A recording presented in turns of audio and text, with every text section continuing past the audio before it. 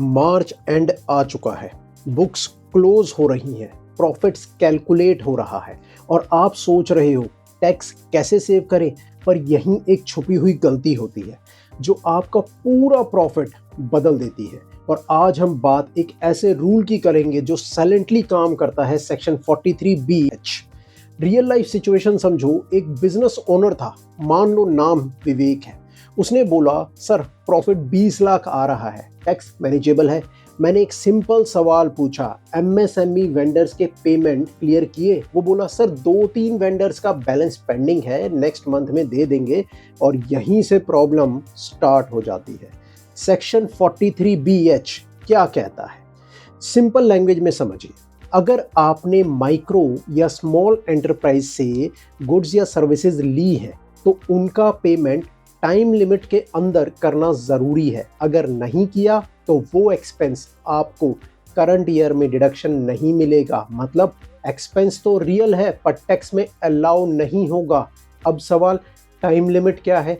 अगर कोई return agreement नहीं है तो 15 दिन, और अगर एग्रीमेंट है तो जो टर्म्स लिखी हैं पर मैक्सिमम 45 डेज, 45 दिन के बाद एग्रीमेंट भी वैलिड नहीं है टैक्स के एंगल से।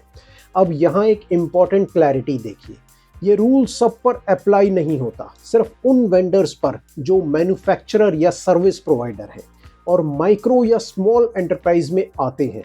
अगर कोई ट्रेडर है, होलसेल या रिटेल, तो उस पर ये रूल अप्लाई नहीं होता। ये डिस्टिंक्शन समझना बहुत ज़रूरी है। अब मैं आपको इम्पैक्ट समझाता हूँ। मान लो आपके पास 10 लाख रुपए का एमएसएमई वेंडर का आउटस्टैंडिंग है और आपने 31 मार्च तक पेमेंट नहीं किया, तो क्या होगा? ये 10 लाख रुपए का एक्सपेंस आपके प्रॉफिट एंड लॉस में तो है पर टैक्स में अलाउ नहीं होगा। अगर आप 30% टैक्स ब्रैकेट में हो तो सीधा 3 लाख रुपए का टैक्स, एक्स्ट्रा टैक्स लग जाएगा। प्रॉफिट बढ़ गया, टैक्स बढ़ गया, कैश नहीं बढ़ा। और ये सब यहीं ख़त्म नहीं होता। अगर आप पेमेंट डिले करते हो तो इंटरेस्ट भी लग जाता है, और वो नॉर्मल इंटरेस्ट नहीं है, 3 टाइम्स बैंक रेट का कंपाउंड इंटरेस्ट है। और सबसे बड़ी बात, ये इंटरेस्ट टैक्स में अलाउड भी नहीं है। मतलब डबल लॉस, क्लेम भी नहीं होगा वो इंटरेस्ट और खर्चा भी आ जाएगा। अब एक और इम्पॉर्टेंट पॉइंट, आप सोच रहे हो सर अप्रैल में पे कर देंगे रिटर्न फाइल करने से पहले, पर यहाँ पर एक ट्विस्ट है। बाकी सेक्शन जो 43B है में यहाँ ये सब चीज़ें चलती हैं पर एमएसएमई पेमेंट्स में नहीं।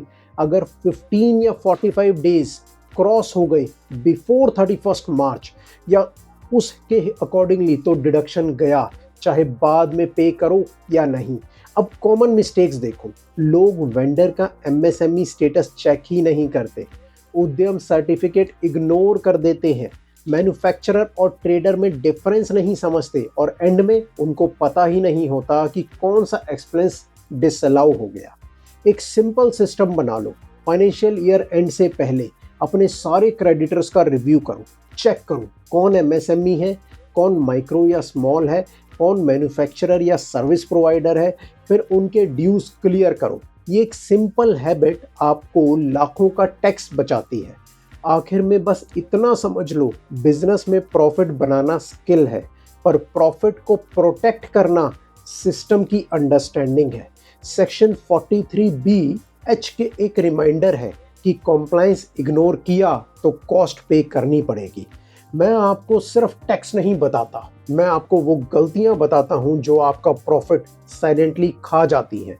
अगर आपको ऐसे प्रैक्टिकल इंसाइट्स चाहिए तो चैनल को सब्सक्राइब ज़रूर करिए, क्योंकि यहाँ हम सिर्फ अकाउंटिंग नहीं, कंट्रोल सीखते हैं। Thank you.